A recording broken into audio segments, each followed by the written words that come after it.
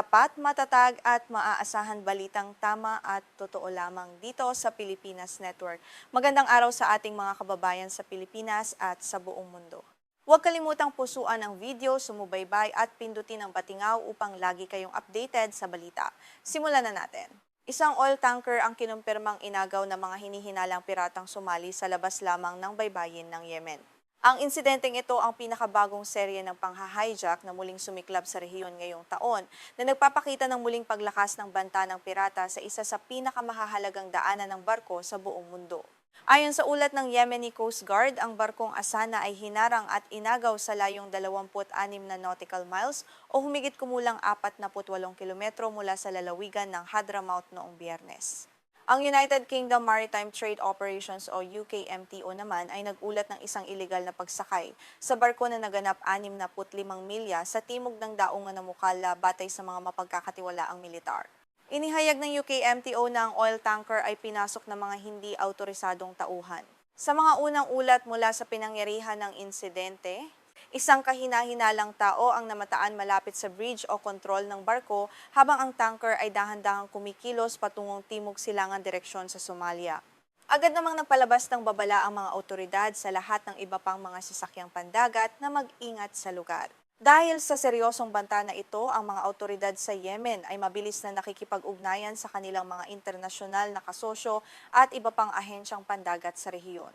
Ang layunin ng koordinasyong ito ay upang mapatunayan ang kasalukuyang kalagayan ng mga tripulante sa loob ng tanker at patuloy na masubaybayan ang bawat galaw ng barko habang ito ay patungo sa teritoryo ng mga pirata sa Somalia. Bilang agarang tugon sa krisis, nagpadala na ng mga barkong pandigma ang mga otoridad, kabilang ang isang patrol boat mula sa Yemeni Coast Guard upang habulin ang inagaw na tanker. Bukod dito, may mga eroplano na ring nagsasagawa ng reconnaissance o pagmamatyag mula sa himpapawid upang masubaybayan ang eksaktong lokasyon ng barko at makakuha ng mahahalagang impormasyon para sa posibleng operasyon ng pagliligtas. Ang pag-atake sa tanker na Asana ay nagpapatunay sa muling pagkabuhay ng piratasyong Somali na halos nawala sa loob ng mahigit isang dekada. Matatanda ang naging tahimik ang karagatang ito mula noong huling bahagi ng taong 2012 dahil sa mahigpit na pagbabantay. Ngunit ang mga bagong kaganapan ngayong taon ay nagpapakita na muling nag-oorganisa ang mga armadong grupo upang umatake ng mga dayuhang barko. Naganap ang pangha-hijack sa isa sa pinakaabalang ruta ng kalakalan sa buong daigdig.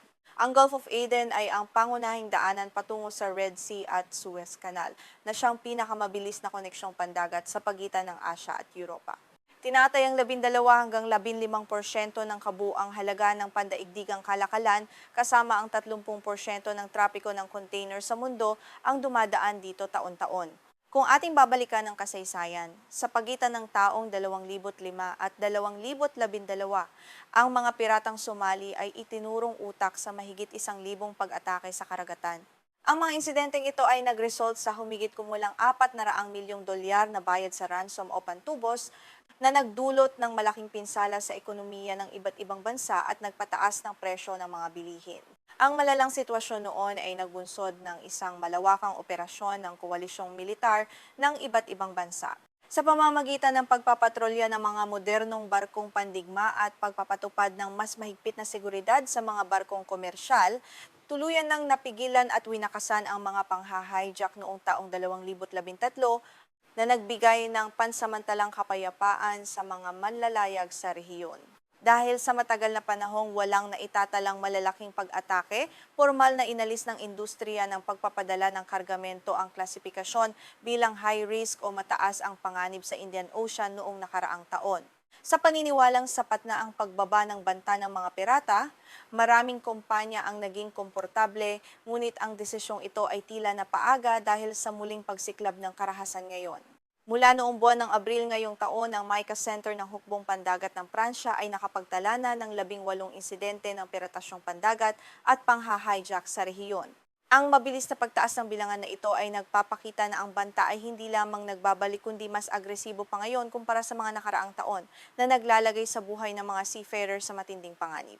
Sa kasalukuyan, bukod sa tanker na Asana, mayroon pang hindi bababa sa 3 iba pang mga sasakyang pandagat ang hawak pa rin ng mga pirata para sa hinihiling nilang ransom.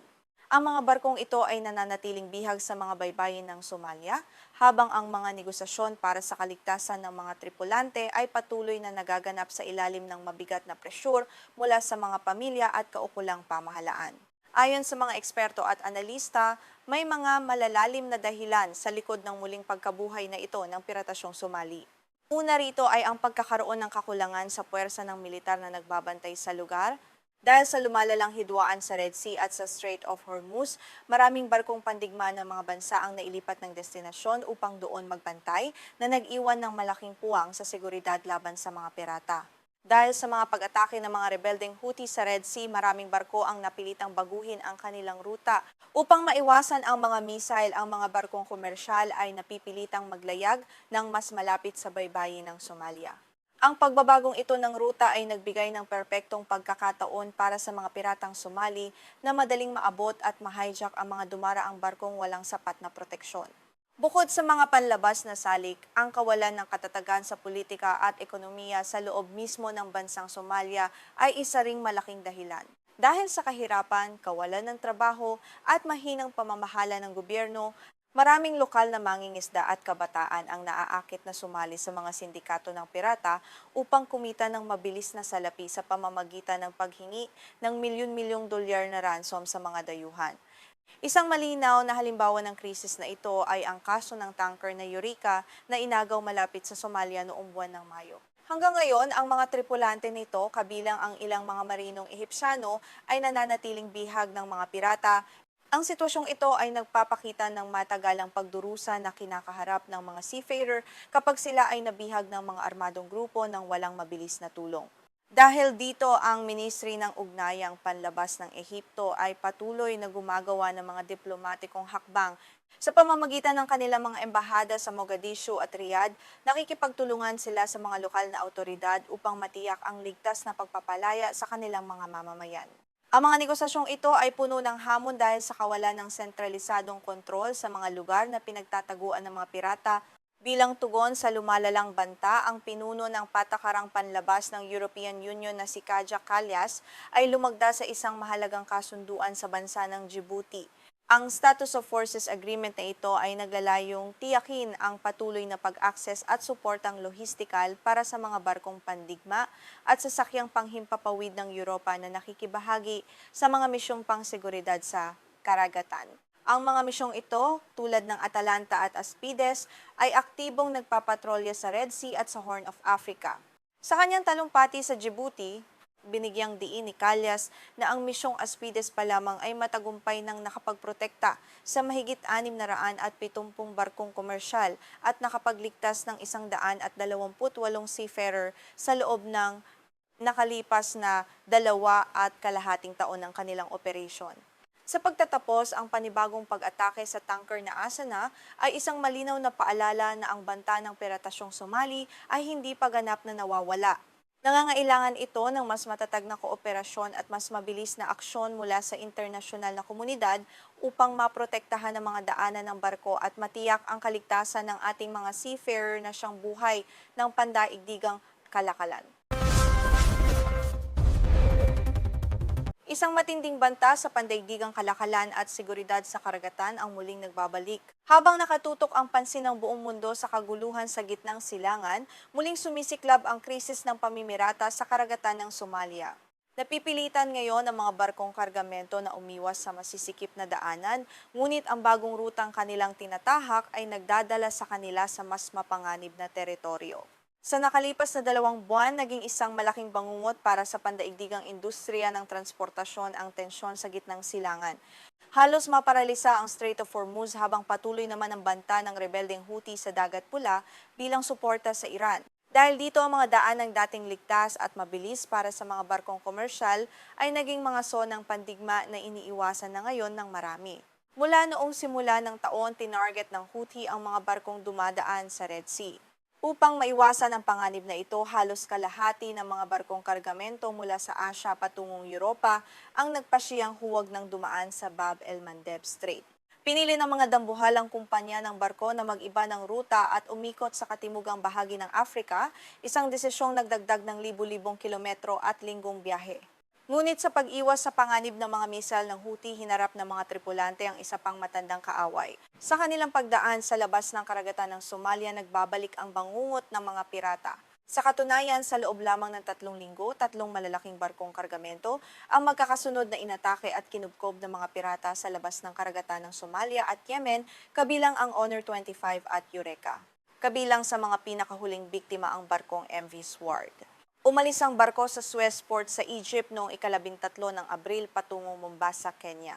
Subalit habang binabaybay ang karagatan na may 11 kilometro ang layo mula sa baybayin ng Garakad sa Somalia noong ika-26 ng Abril, bigla silang hinarangan at pinasok ng mga armadong pirata.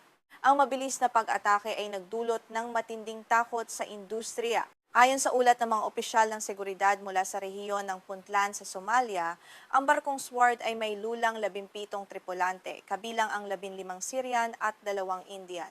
Sa gitna ng lawak ng karagatan, walang nagawa ang mga tripulante kundi sumuko sa mga armadong grupo na mabilis na sumakop sa kontrol ng buong barko bago pa man makahingi ng tulong mula sa mga nagpapatrolyang hukbong pandagat ng ibang bansa. Matapos makontrol ang barko, dinala ito ng mga pirata patungo sa isang liblib na bahagi ng baybayin malapit sa bayan ng Garakad. Doon ay sumakay pa ang 6 na armadong lalaki kasama ang isang interpreter. Ang interpreter na ito ang nagsisilbing tulay ng mga pirata upang makipag-usap sa mga tripulante at direktang makipagnegosasyon sa may-ari ng barko sa ibang bansa para sa hihinging ransom o ₱1,000,000 pantubos para sa kanila. Hindi nagtagal, lalo pang lumakas ang puwersa ng mga pirata sa loob ng barko. Noong umaga ng ika-28 Abril, 4 pang armadong lalaki ang sumampas sa MV Sword, dahilan upang umabot sa 20 ang kabuuang bilang ng mga piratang may hawak sa barko. Ipinapakita nito ang organisado at mabilis na pagkilos ng mga grupong kriminal na tila walang kinatatakutang anumang autoridad o puwersang militar sa kasalukuyan. Dahil sa sunod-sunod na insidente, naglabas na ng babala ang Maritime Security Center Horn of Africa. Pinayuhan ng lahat ng mga barkong naglalayag sa rehiyon ng Indian Ocean na maging lubhang mapagmatsyag, partikular sa loob ng 150 nautical miles mula sa baybayin ng Somalia sa pagitan ng Mogadishu at Hafun. Ang paalalang ito ay naglalayong maiwasan ang mga pag-atake habang mahina ang seguridad sa malawak na bahagi ng karagatan. Kung babalikan ang kasaysayan, hindi na bago ang banta ng pamimirata sa Somalia. Umabot sa rurok ang kanilang operasyon noong taong 2011 kung saan nakapagtala ng mahigit 212 pag-atake sa mga barkong komersyal. Noong panahong iyon, naging napakatapang ng mga pirata na nagagawa nilang mag-atake ng mga sasakyang pandagat kahit libu-libong kilometro ang layo sa kanilang sariling baybayin. Upang masugpo ang krisis na ito, naglunsad ang European Union at iba pang bansa ng Operation Atalanta. Ang malawakang operasyong militar na ito ay naglalayong protektahan ang mga barko at tugisin ang mga pirata sa baybayin ng Somalia. Dahil sa agresibong patrolya ng koalisyong internasyonal, matagumpay na naibaba ang bilang ng mga pag-atake sa iilan na lamang bawat taon simula noong taong 2014. Gayunpaman, ang kasalukuyang kaguluhan sa gitnang silangan ang nagpabago sa sitwasyon. Dahil sa mga pag-atake sa Red Sea at Gulf of Aden, napilitan ang mga internasyonal na hukbong pandagat na ilipat ang kanilang mga barkong pandigma upang protektahan ang mga krusyal na daanan doon. Ang paglipat na ito ng pansin at pwersa ay nag-iwan ng malaking puwang sa seguridad na mabilis namang sinamantala ng mga pirata sa Somalia upang maghasik ng takot. Ayon kay Tim Walker, isang ekspertong nag-aaral sa mga banta sa karagatan, malinaw na nakikita ng mga pirata ang kakulangan sa patrolya sa kahabaan ng mahigit 3,000 kilometrong baybayin ng Somalia. Dahil abala ang mga dayuhang hukbong pandagat sa paghadlang sa mga drone at missile ng Houthi, naging malaya muli ang mga kriminal na mag-organisa at maglayag upang maghanap ng kanilang mga susunod ng biktima sa bukas na dagat. Ang pangunahing motibasyon sa likod ng muling pagkabuhay na ito ay ang malalaking halaga ng pera. Layunin ng mga pirata na bihagi ng mga barko at gawing bihag ang mga tripulante upang humingi ng napakalaking ransom mula sa mga kumpanya ng barko. Alam ng mga kriminal na handang magbayad ng milyon-milyong dolyar ang mga may-ari ng barko upang matiyak lamang ang kaligtasan ng kanilang mga tauhan at mamahaling kargamento. Ayon sa mga ulat ng Lloyd's List Intelligence, may 2 malalaking grupo ng pirata ang kasalukuyang aktibo sa rehiyon ng Puntland. Ang mga grupong ito ay may malaking pondo at gumagamit ng mga tradisyonal na kahoy na barko o dhow bilang kanilang tinatawag na mothership. Ang mga daw na ito ay nagsisilbing lumulutang na base sa gitna ng karagatan na naglalaman ng mga pagkain, tubig at krudo para sa kanilang mga mas maliliit na bangka. Dahil sa pagkakaroon ng mga mothership na gagawa ng mga pirata na manatili sa laot sa loob ng maraming linggo at mag-atake sa mga lugar na napakalayo sa pampang. Bukod dito, nilagyan din sila ng mga makabagong kagamitan tulad ng GPS tracker, malalakas na armas at mga hagdan para sa mabilis na pag-akyat sa mga dambuhalang barko. Ito ay nagpapatunay na ang kanilang operasyon ngayon ay mas sopistikado at pinondohan ng maayos. Ang muling pag-usbong na ito ng pamimirata ay nagdudulot ng matinding pangamba sa ekonomiya ng mundo. Dahil sa pagtaas ng panganib, tiyak na tataas din ang singil sa seguro insurance ng mga barko bukod pa sa dagdag na $1 milyong na gasto sa krudo para sa bawat pag-ikot sa Africa. Babala ng mga eksperto ang anumang pagkaantala sa transportasyon ay magpapataas sa presyo ng mga bilihin sa buong mundo. Bukod sa digmaan sa gitnang silangan, ang pagbabago sa patakaran ng United States sa East Africa ay nakikita ring sanhi ng krisis na ito. Sa nakalipas na mga taon, nagbigay ng pondo ang Amerika para sa mga proyekto sa komunidad sa Somalia upang ilayo ang mga kabataan sa pamimirata. Ngunit sa ilalim ng nakaraang administrasyon ni Donald Trump, sinuspinde ang mga tulong na ito upang mag-focus lamang sa kontra-terorismo.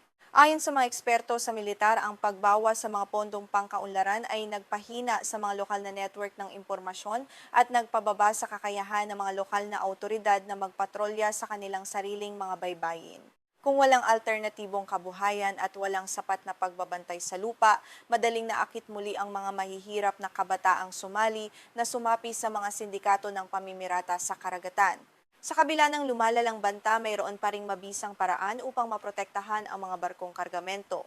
Ipinapakita ng mga datos na ang paglalagay ng mga armadong gwardiya sa loob ng barko ay nananatiling pinakamabisang depensa. Sa kasaysayan, wala pang barkong may armadong gwardiya ang matagumpay na nakuha ng mga pirata ng Somalia.